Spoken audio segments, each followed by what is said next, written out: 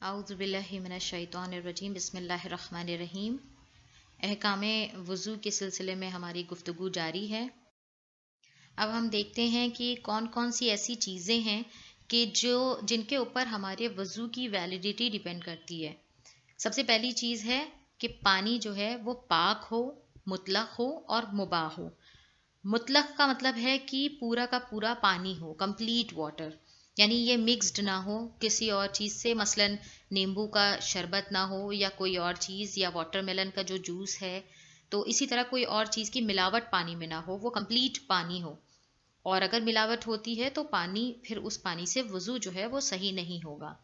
मुबाह हो यानी कि गज़बी ना हो, उस पानी को हमने किसी से छीना ना हो या किसी की परमिशन के बगैर ना यूज़ किया जाए, तो फिर वज़ू जो है वरना बातिल हो जाएगा।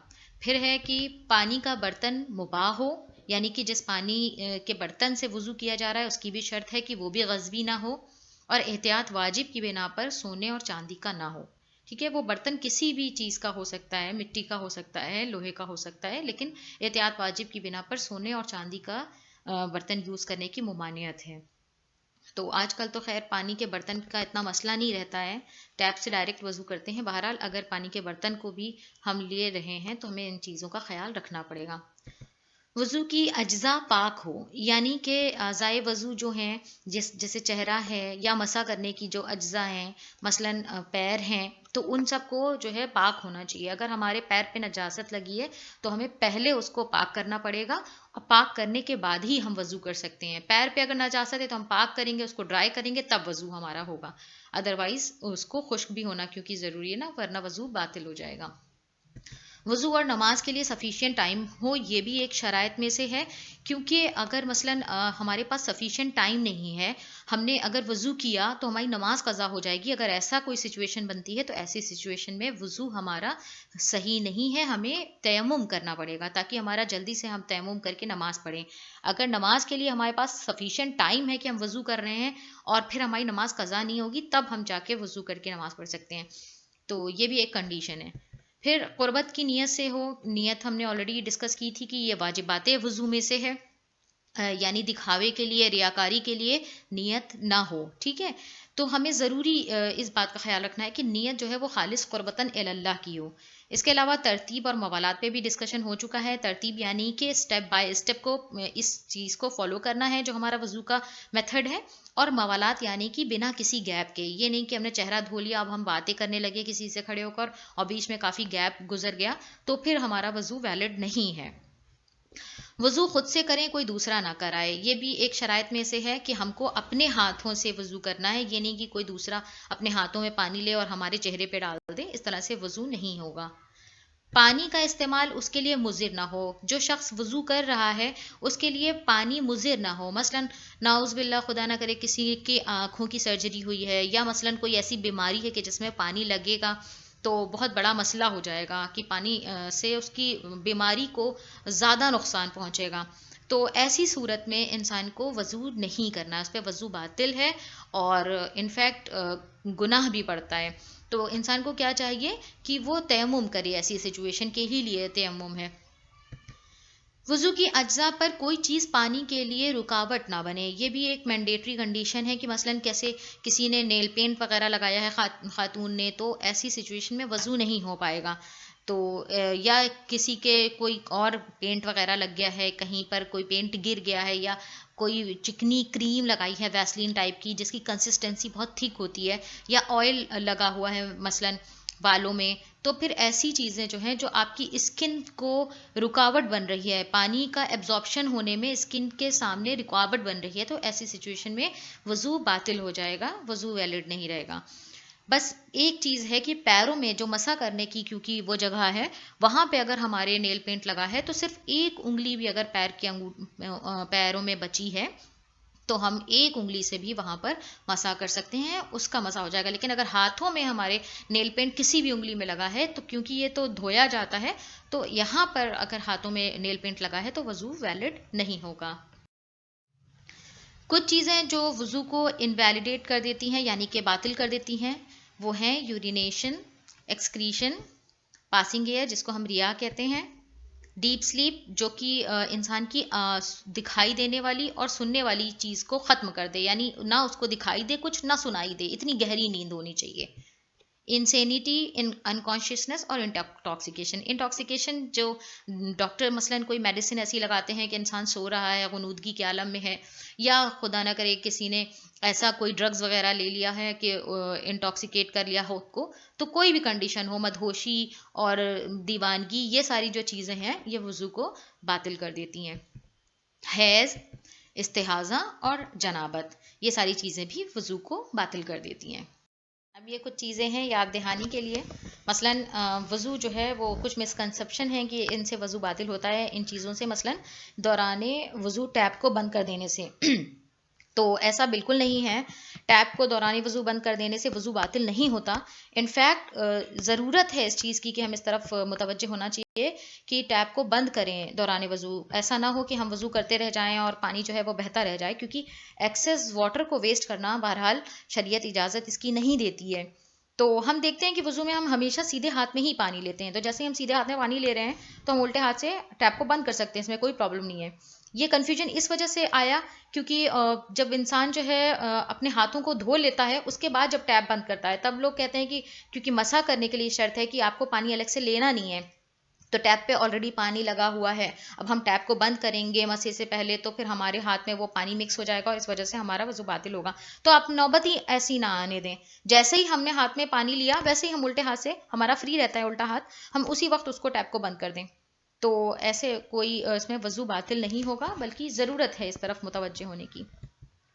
अज्जाए वज़ू पोंछने से, ऐसा ये भी मिसकंसेप्शन है कि अज्जाए वज़ू पोंछने से वज़ू बातिल हो जाता है, ये भी ऐसा नहीं है, बल्कि ये है कि हाँ वज़ू का पानी अगर नहीं पोंछेंगे तो सवाब ज़्यादा है, लेकिन इसका हरगिज़ ये मतलब नहीं है कि पोंछ लेंगे तो वज़ू जो है वो हमारा वैलिड नहीं रहेगा। अब जैसे ठंड का ज़माना है, इंसान क्या चाहता है कि वो सूखा और वैसा पोंछ के अगर अपने वज़ू को पूरे टाइम दायमुल वज़ू अगर उसको रहना है, कंटिन्यूसली वज़ू में रहना है, तो ठीक है, कोई मसला नहीं है। ज़्यादा टाइम पे मतलब हर वक्त वज़ू में रहना, बावज़ू रहना ज़्यादा जो है अहमियत रखता है, ना कि ये कि उसको वज़ू पोंछ रहा है कि नहीं पोंछ रहा है। तो अगर पोंछने की वजह से इंसान दायमुल वज़ू है तो ठीक है, कोई मसला नहीं है इसमें। नामहरम को देख लेने से वज़ू बातिल हो जाता है, ये भी एक मिसकंसेप्शन, ऐसा बिल्कुल नहीं है। नामहरम को देख लेने से वज़ू बातिल नहीं होता। मुब्तलाते वज़ू हमने ऑलरेडी डिस्कस किए थे, लेकिन इसके अलावा भी कुछ चीज़ें हैं जो वज़ू को बातिल कर देती हैं। मसलन एक चीज़ जो मैंने बताई थी कि हम कभी भी वज़ू में डायरेक्शन को रिवर्स नहीं कर सकते। जैसे ही हमने डायरेक्शन रिवर्स करा, हमारा फ़ौरन वज़ू बातिल हो जाएगा, चाहे वो हमारा चेहरा हो, चाहे वो हमारा हाथ हो, चाहे कुछ भी हो। तो अक्सर क्या होता है कि अपनी स्किन तक पानी पहुंचाने की क़स्द से क्या करते हैं, रिंग्स को ऊपर नीचे कर देते हैं। इस डायरेक्शन में देखें तो इस तरह से रिंग्स को ऊपर नीचे करना वज़ू को बातिल कर देता है, और क्योंकि डायरेक्शन रिवर्स हो जाता है पानी का तो फ़ौरन वज़ू बातिल हो जाएगा। अगर हमको अपनी रिंग, हमारी अव्वल तो कोशिश करनी चाहिए कि उतार दें, लेकिन अगर रिंग नहीं उतर रही है तो उसको इस तरह से रोटेट करें, ठीक है, ताकि वज़ू बातिल ना हो। ठीक है, ऐसे हमारा डायरेक्शन रिवर्स नहीं होगा। लेकिन अगर हम ऊपर नीचे कर रहे हैं तो 100% वज़ू बातिल है। बैंगल्स या घड़ी अगर हम उसको भी ऊपर नीचे करते हैं तो यहाँ पे भी सेम यही कंडीशन है कि वज़ू फिर बातिल हो जाएगा, क्योंकि डायरेक्शन रिवर्स हो गया। हाँ, ये भी ज़रूरी है कि अगर अंगूठी को हम पहने हुए हैं तो हमको उसको रोटेट करना भी ज़रूरी है, क्योंकि बाल के बराबर भी अगर कोई पोर्शन रह जाता है तो भी वज़ू हमारा बातिल हो जाएगा। तो ये ध्यान रखें कि जो रिंग पहनते हैं या कोई अगर बैंगल है, घड़ी है, तो उसको पहले रिमूव कर दें। अगर रिमूव नहीं हो रही है रिंग तो हमको इस तरह से उसको रोटेट करना पड़ेगा। ठीक है, ओके। अब ये भी कुछ चीज़ें हैं याद दहानी के लिए, थोड़ा अखलाकी पहलू भी है ये, कि ख़ातून को चाहिए कि दौरान वज़ू अपने हिजाब की पासबानी करे, क्योंकि वज़ू जो है वो बाज़-औक़ात वाजिब होगा, बाज़-औक़ात मुस्तहब होगा, लेकिन पर्दा हर हाल में ख़ातून के लिए वाजिब है, तो इस चीज़ का भी ख़ास ख्याल रखना चाहिए। ऐसी जगह वज़ू करें कि जहाँ ना महरम की आमद व रफ्त ना हो, अव्वल तो यही कोशिश करनी चाहिए। लेकिन इसके अलावा भी मसलन जैसे ज़ियारत वगैरह के मौके पर या कोई पब्लिक प्लेस पे या कहीं इमरजेंसी पड़ जाए कि जहाँ इंसान को वज़ू करना पड़ रहा है, तो उसको क्या करना चाहिए, स्प्रे बॉटल्स वगैरह बाकायदा आती हैं, जैसे स्प्रे बॉटल है उससे अपने हाथ को गीला करे तर करके हम बिल्कुल हमने देखा है कि वजू के लिए क्या कंडीशन है कि सिर्फ बाल उगने वाली जगह से अपनी चिन तक को, और वो भी हमने उसका चौड़ाई भी देखी कि कितनी चौड़ाई को कवर करना है, हम अपने हिजाब के अंदर वैसे चेहरे को धो सकते हैं। इसी तरह हम जो है चादर के अंदर अपने हाथों को धो सकते हैं स्प्रे बॉटल से। अगर हमने अबाया पहना है तो लूज अबाया होता है, उसके अंदर भी हम ऐसे हाथ डाल के अपने हाथों को और चेहरे को इस तरह से कर सकते हैं। मसे के लिए हम सिर्फ अपने हिजाब को हल्का सा लूज करेंगे और लूज करके सिर्फ एक उंगली से भी अगर हम चाहें तो मसा कर सकते हैं, कोई प्रॉब्लम नहीं है। सॉक्स वगैरह खवातीन के लिए पहनती हैं तो खवातीन को बस सॉक्स को हल्का सा खींच कर ऊपर तक लाना है, उतारने की भी जरूरत नहीं है, उसके अंदर सिर्फ एक उंगली डालकर अगर वो मसा कर लें तो भी मसा हो जाएगा। तो इस तरह से हम पब्लिक प्लेस पे भी मसा कर सकते हैं, लेकिन जरूरी क्या है कि हिजाब की पासबानी करें, क्योंकि वो तो हर हाल में वाजिब है। ठीक है, ओके। अब एक सवाल आता है कि अब तक हम अगर गलत वजू करते थे तो अब क्या करें। तो इसके लिए हमें यह समझना होगा कि हम किस कैटेगरी के जाहिल हैं, जाहिल कासिर या जाहिल मुकस्सिर। जाहिल कासिर उस जाहिल को कहते हैं कि जो अपनी इनोसेंस के बेसिस पे जाहिल है, यानी कि उसको हिदायत का सामान ही नहीं मिला, उस तक हिदायत ही नहीं पहुंची। मसलन ट्राइबल पीपल हैं, कोई वैसा जंगल वगैरह में रह रहे हैं जहाँ पे कोई पहुंचा ही नहीं, इंटरनेट नहीं है, बुक्स नहीं है, पढ़े लिखे नहीं हैं और कोई पहुंचा नहीं है आलिम, तो ऐसे जाहिल को जाहिल कासिर कहेंगे कि जिसकी आउट ऑफ इनोसेंस उसकी जो है जहालत है। लेकिन जाहिल मुखस्सिर वो होते हैं कि जिनके पास हिदायत थी लेकिन वो आंख बंद करके बैठे थे, यानी अपनी नेग्लिजेंस की वजह से जो जाहिल हैं। तो हम जैसे लोग जिस माशरे में रहते हैं जहाँ पर हमारे पास सारे सामान मुहैया हैं, इंटरनेट वगैरह है और बुक्स वगैरह हैं, हमारे पास हर चीज़ अवेलेबल है, तो हम जो हैं, हम जैसे लोग जाहिल मुकस्सिर की कैटेगरी में आते हैं। तो अब क्या शर्त है कि जाहिल कासिर के लिए अगर उसको मालूम नहीं था कि उसने कैसी नमाजें पिछली पढ़ी हैं तो उसके सारे अहकाम जो हैं वो दुरुस्त माने जाएंगे। ठीक है, यानी उसको अब पता चला कि अरे मैं तो गलत वजू करता था, तो कोई मसला नहीं है, ये जाहिल कासिर है, इसकी इनोसेंस के बेसिस पे इसकी जहालत थी, तो इसके लिए कोई मसला नहीं है। लेकिन जो जाहिल मुकस्सिर होगा उसके लिए हर वो अहकाम के जिनमें वजू शर्त थी वो बातिल शुमार होंगे और उनको दोबारा से अंजाम देना पड़ेगा। मसलन नमाज अगर कोई पढ़ता था तो नमाज जो है वो वजू पे पूरी मबनी है, पूरी की तरह पूरी की पूरी जो है वो वजू के ऊपर टिकी हुई है। अगर वजू बातिल है तो नमाज बातिल है। अगर किसी का वजू गलत था और ऐसा शख्स जाहिल मुकस्सिर था तो फिर इस शख्स को अपनी सारी नमाजों को दोबारा से दोहराना पड़ेगा, वाजिब है। ओके, ये कुछ रेफरेंसेस हैं जहाँ से मैंने मटेरियल कलेक्ट किए थे। तौज़िल मसाइल, शिया तौक़ज़ादारी, इस्लामिक पल्स से मैंने कुछ स्लाइड्स वगैरह ली थी और अल-क़ाइम के बारे में ऑलरेडी मैंने आपको बयान किया था। फ़िक़ी मसाइल ग्रुप हमारा व्हाट्सएप ग्रुप है और आयतुल्लाह सिस्तानी की वेबसाइट है। इल्तिमास सूरह फ़ातिहा मेरी वालिदा के लिए, नाज़िश फ़ातिमा बिनते सैयद आलिम हुसैन। दुआओं में याद रखें। वस्सलाम व रहमतुल्लाहि व बरकातुहू।